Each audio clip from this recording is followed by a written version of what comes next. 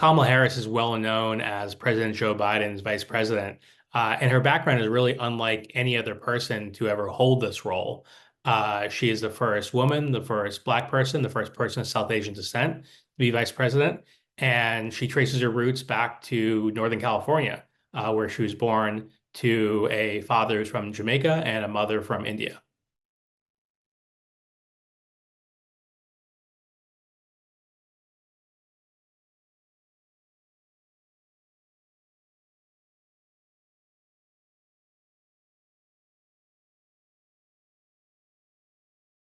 And she has a younger sister as well. She grew up in a time period where there's a lot of civil rights activism, and she talks often about going to marches or rallies in strollers with her family, and really that's a very formative part of her upbringing.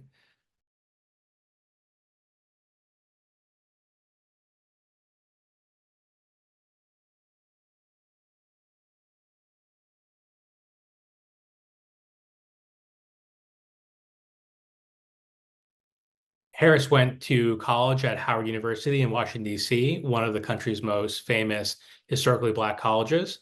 From there, she went to law school back in California and surprised a lot of members of her family by deciding to become a prosecutor. She worked in San Francisco and then decided to run for a district attorney in San Francisco, which was really the start of her political career. After serving as district attorney, she became California State Attorney General. And then when a U.S. Senate seat opened up, she ran for the U.S. Senate.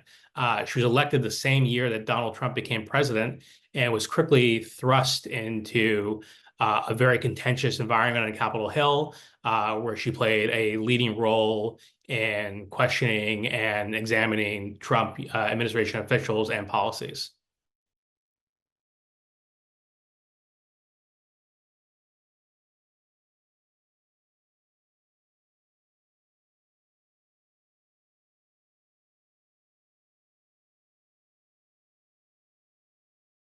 Fundamentally, her lack of understanding of the rights that teachers have today, the rights that parents have today, and the rights students have today mean one thing. She cannot and will not uphold the law if she does not understand the law.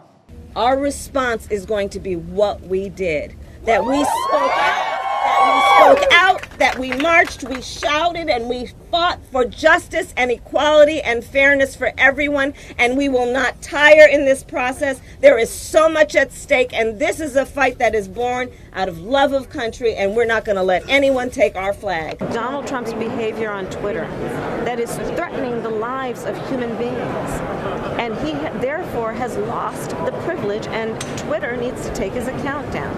And I'm challenging all candidates to agree that this is a matter of safety. It's not a matter of free speech. Harris decided to run for president in 2020, but she didn't make it to the early primary states because her campaign faltered early on, and she ultimately became Joe Biden's running mate. She's never backed down from a challenge. It seems Americans all across this nation, at least at the outset here, agree with me. What Congress appropriates, but also how the Secretary and you all have decided to use the resources. Electronic signatures that the migrant or not citizen will be able to pin him. After becoming vice president, Harris worked on migration issues, focusing on Central American countries that sent a lot of migrants to the United States. She also worked on voting rights, gun control, and then after the Supreme Court overturned Roe v. Wade, she's really focused on advocating for abortion rights across the country as well. We trust women. We trust women to know what is in their own best interest.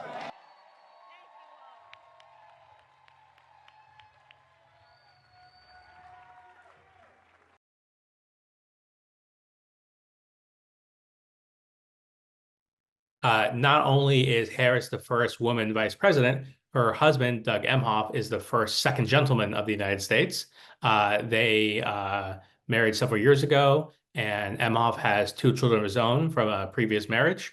And they still have a home in Los Angeles and live in DC.